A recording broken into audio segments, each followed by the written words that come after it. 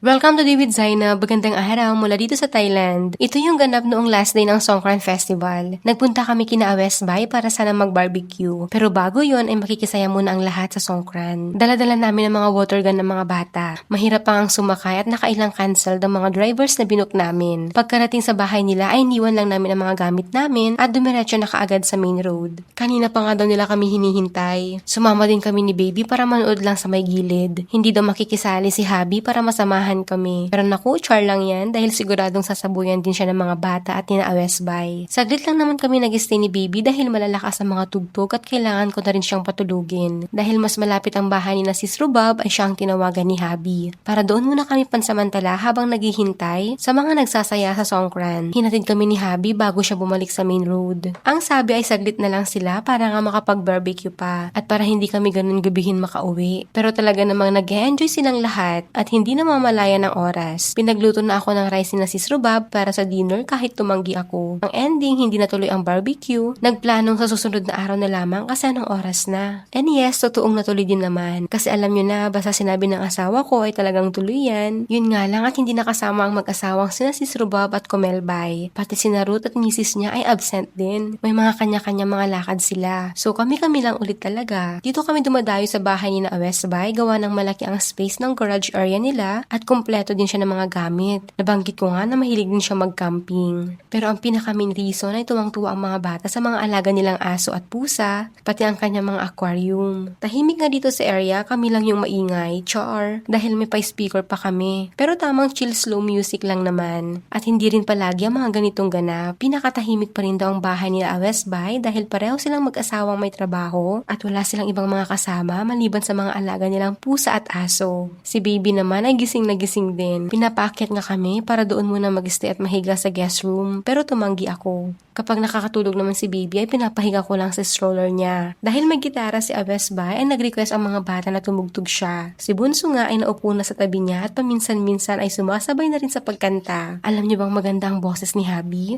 Pero minsan lang talaga nila siya mapilit kumanta. Syempre maliban sa akin dahil anytime na gusto ko siyang pakantahin ay ginagawa niya. Maraming salamat sa panonood. Abangan niyo pa mga susunod kong vlogs. Hanggang sa muli. Allah Hafiz!